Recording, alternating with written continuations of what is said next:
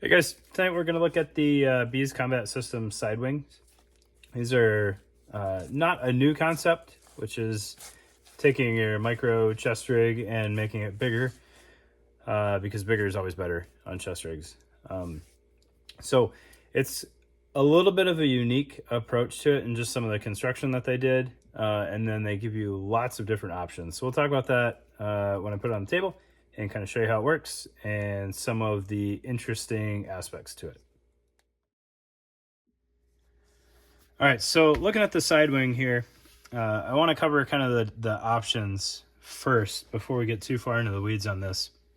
And when you go to their website and you search side wings, you're going to see a whole page fill up of different choices. So you have a couple different decisions to make when you're buying this thing. The first one is how much moly do you want coming off the sides? So they have 2-column, 3-column, and 4-column options. And then what base placard or micro chest rig you're going to use with it. This top flap changes depending on what model you're using. So I believe this one is for a microfight. It is not marked anywhere on here. Bought it secondhand, but I assume it's for a microfight. All right, and that just kind of changes the spacing in the cutting on the top. I don't think it really matters unless you go from something like a very small micro chest rig to something a little bit bigger. I don't know of any that are so far off spec that you couldn't squeeze it in here. All right. So looking at the features on this thing, I reviewed it on the website. They kind of average out to about $70 depending on how much space you want. I don't think the model of placard really changes the price. It's just how much material they're using. So one neat aspect for this is so this is the smallest one they make with just the 2 columns. If you step up to a 4-column, they will actually angle this top loop just a little bit so that it contours with your body a little bit better, which is a nice touch in my opinion that they thought to include that. All right, so you've got this top flap here. And I don't have any microfights handy right now, so this is going to be a little wonky. But we've got the Shaw placard, which is on the larger side of the placard spectrum. So once you open that top flap, you would feed whatever vertical attachment that your placard uses through these outermost sections here. And you can see the Shaw is just a little wider than this would like.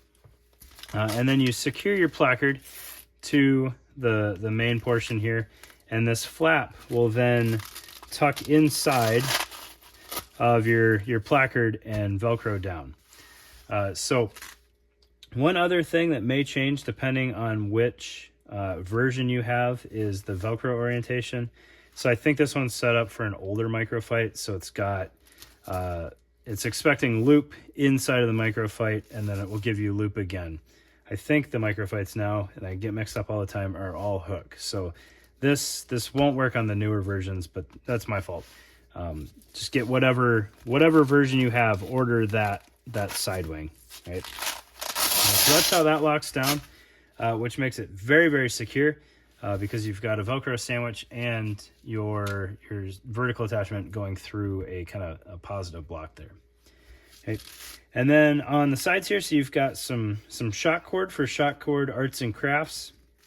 I checked to see if they had anything like specific in mind on this, and it's just called elastic attachment on their description. So fielder's choice, do whatever you want with that thing. I don't know, tie a tourniquet on there or something because that's cool.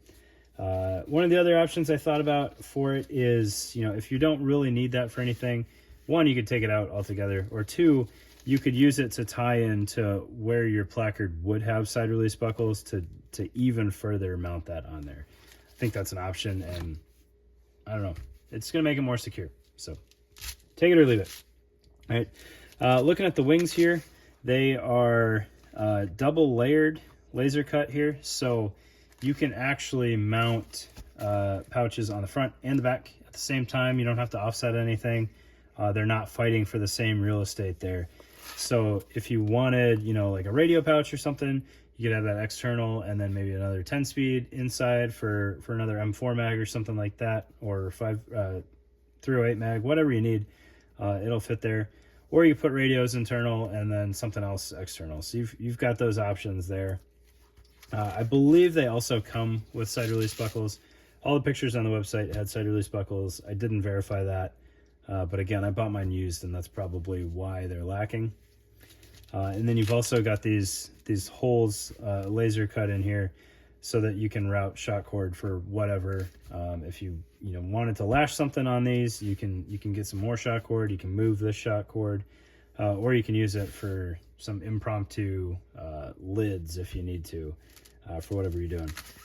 And then the backside has a full hook field, so you can mount your placards, or you could do an internal shingle on there if you wanted to. The world's your oyster. Do whatever you want. But I think it's a fairly affordable option. The Spiritus Thing 1, Thing 2, depending on what's available and what's discontinued and whatnot, might be slightly more budget friendly if you know that you're going to have radios, because I think those are included for a very comparable cost. I know they're included. I think the cost is comparable.